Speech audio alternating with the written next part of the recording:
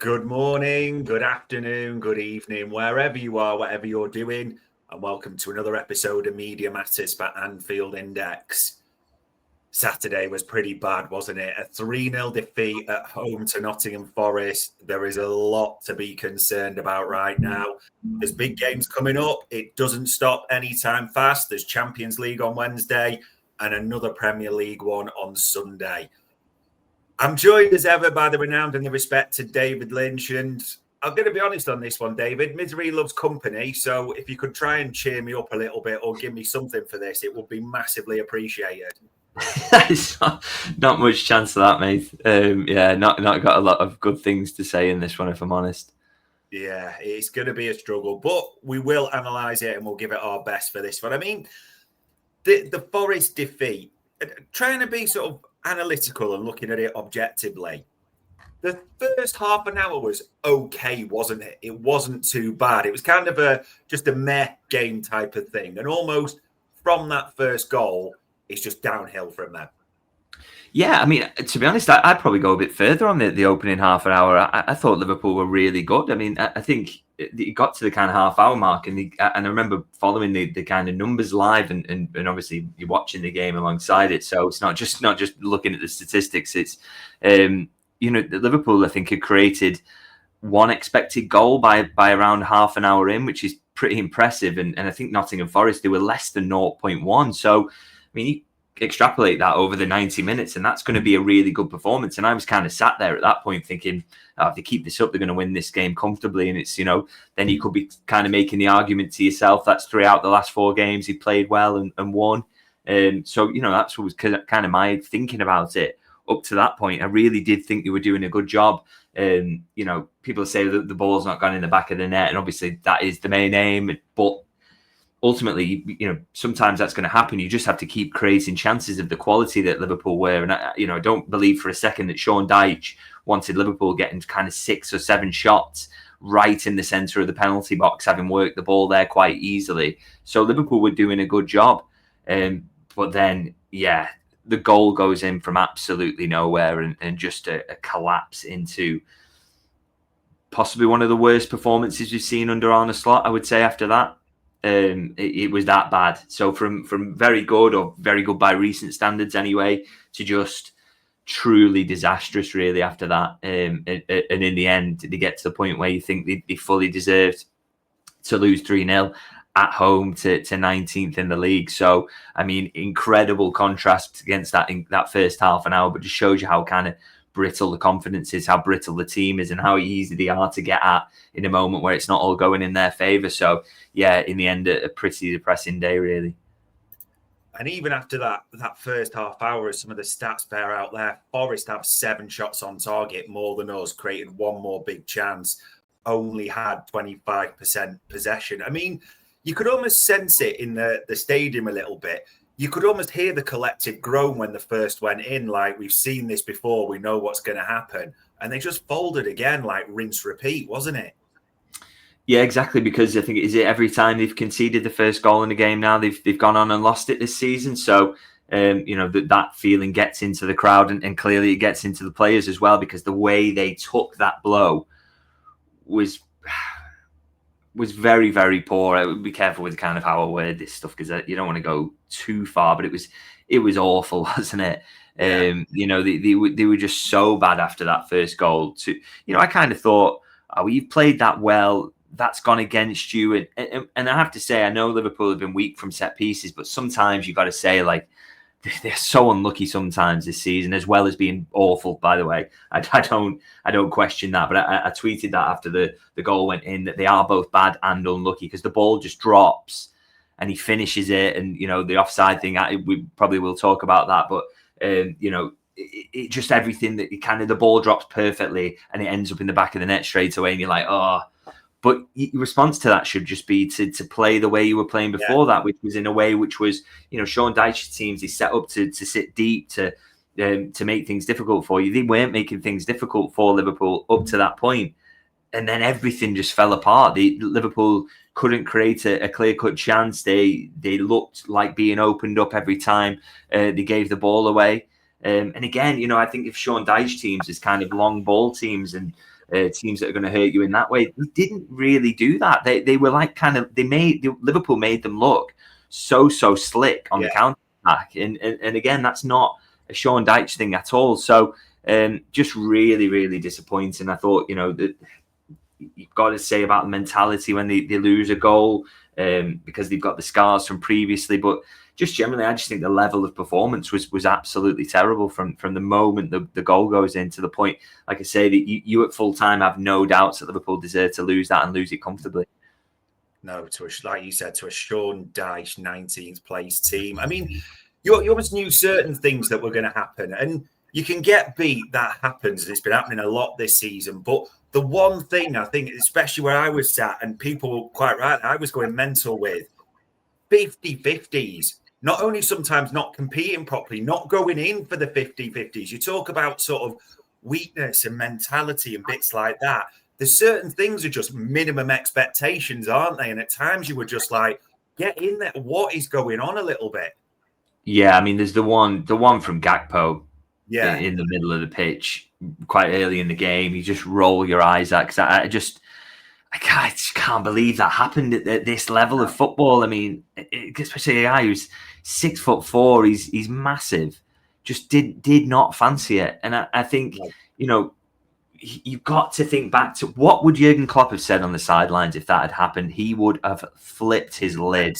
And you didn't really see any reaction to it. It was just like, oh, well, that happens. And I know that was one thing that Jurgen Klopp spoke to Gakpo behind the scenes about as well. One element of his game he felt he could work on was his aggression.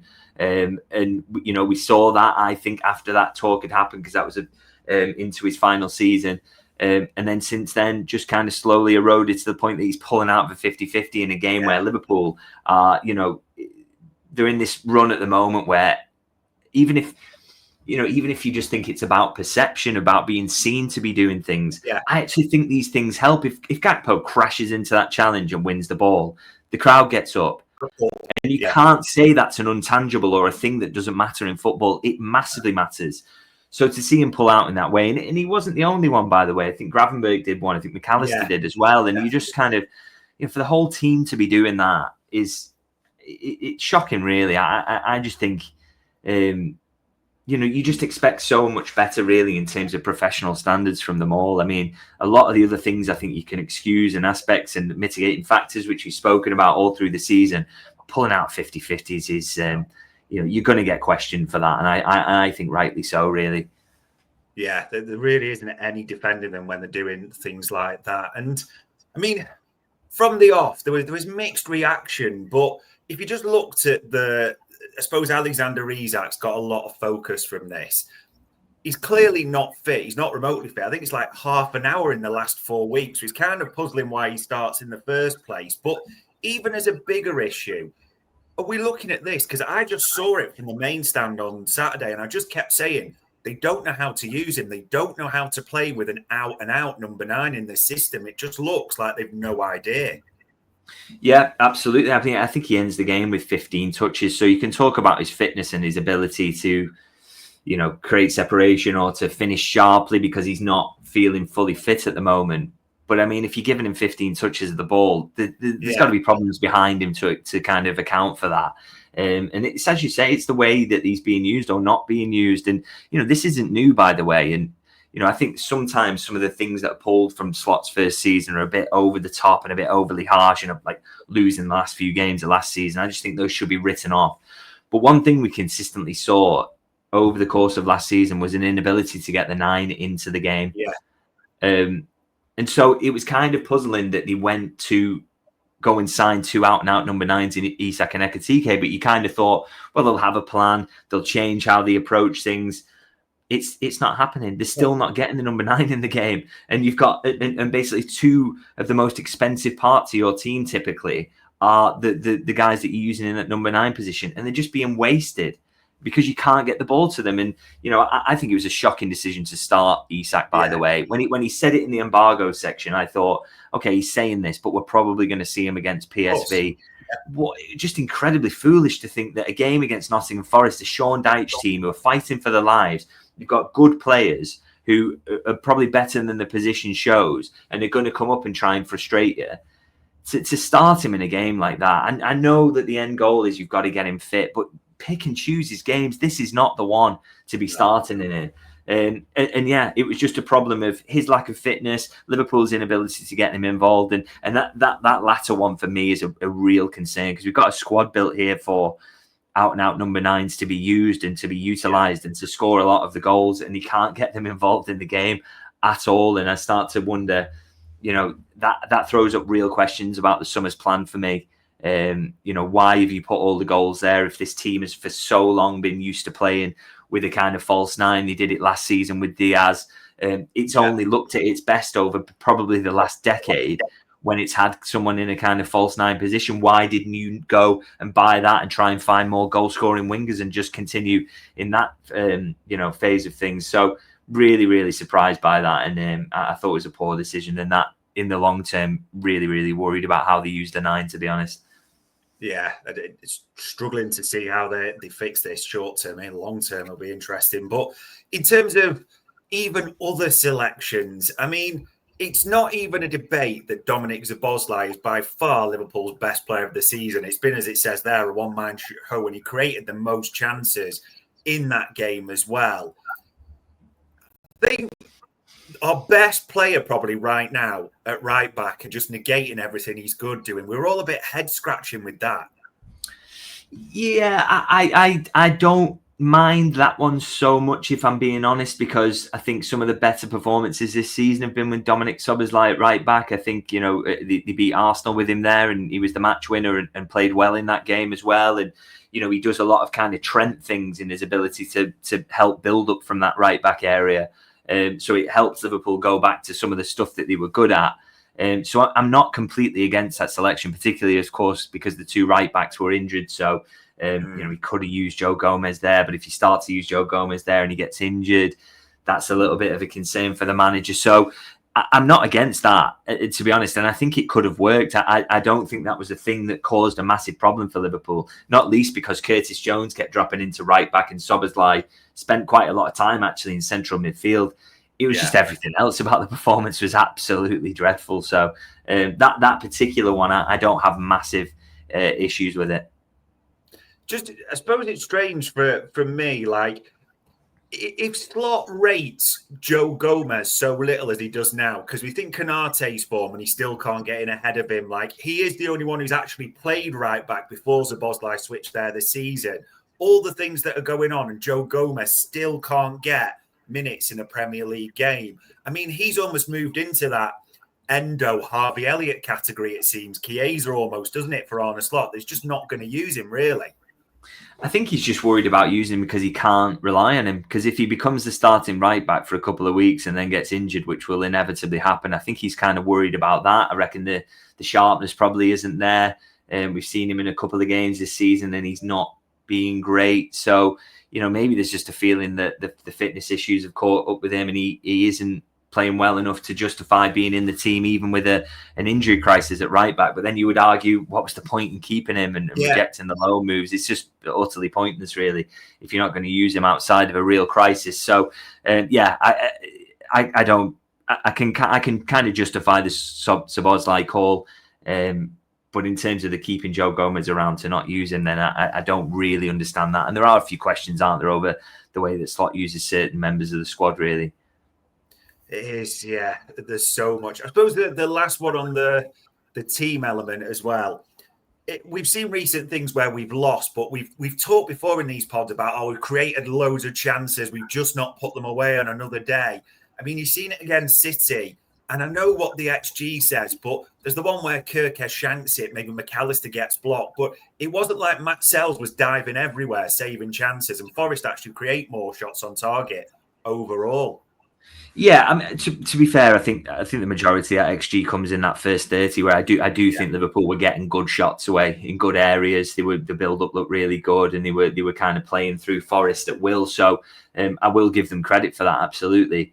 What the biggest concern around the creativity for me is that they go 2-0 down at home to 19th in the league in the 46th minute, and I know 19th in the league's not a reflection for me of Forest quality. The reality of probably where they'll finish in the league, they will climb the league. They're they're a better side than they've shown. But they should have fragile confidence. They shouldn't be absolutely flying into an Anfield game thinking they're going to win. So to go 2-0 down to them at that time of the game at Anfield, can't emphasize that enough, and muster one shot on target in the second half. That is disgraceful, isn't it? Yeah. I mean, that is historically bad, in terms of how poor that is. To have the crowd behind you against a side that should be in fragile confidence, and all they're doing is kind of massing bodies in their box and not be able to create good opportunities that result in, Nottingham Forest created more XG than Liverpool in the second half. They were 2-0 up at Anfield. I can't believe that. Can't believe it, really. It's just so poor that, and you're just not used to seeing that at Anfield at all. So they deserve huge criticism for that, really. And that's even with all the standard, like Konate off, Gravenberch to centre-back, throw every single attacker as normal as we've seen you can muster on, and Nottingham Forest create more in the second half than us, says it all. I mean, it feels a bit like the City won this, a bit irrelevant to say it because we didn't deserve to win. But two big VAR calls in terms of the first one being given for Forest, the second one being disallowed. What did you make of the two? So what's the first one? Sorry for the... Oh, it's because of the offside potential. Yeah, sorry. I think... To be honest, I saw Mark Goldbridge tweet about this on the day, and he's like, "Oh, I don't know how they can, give that goal when it's so similar." But for me, because they make a mistake at Manchester City, I don't want to see that now evened up. So we're just going to consistently give poor decisions around this. The wrong decision was made at Manchester City. So why should they give the wrong one again just because, we'll level it up because it's Liverpool? Is that how we're going to work refereeing now? Yeah. Those should be given as goals in the same way that the one at City should have been given as a goal. The one that Forest score should be given as a goal. So I've got absolutely zero complaints about that one. And I am actually interested with the lines there. Isak's back foot is quite far back anyway. So I'm not entirely sure that it was 100%. And I don't know if we've had it clarified that he actually was offside. So, but either way, I think that goal should be given. And so I don't get the logic that because they disallowed it at City incorrectly, they should disallow this one, really. So I've got absolutely no problems with that one. And the one with the handball, with the handball with the goal for Forest, I needed to see about 6 angles, but it does actually quite clearly hit his bicep. So good decision, and that helped Liverpool from being beat 4-0. So that was pretty helpful in the end. Yeah, you can't blame VAR for anything. Again, it was a well-beaten, poor. Sorry, are people in the comments actually listening to us saying that? I know. What you thought? We didn't say that was a poor decision at all. We were saying it was a good decision. It was the right decision being given, and that Liverpool deserved to lose. So, and very strange. It doesn't make any difference at all. We were well beaten. Even worse at Anfield, as we say, by 19th in the league. There is no real positives to take from this one.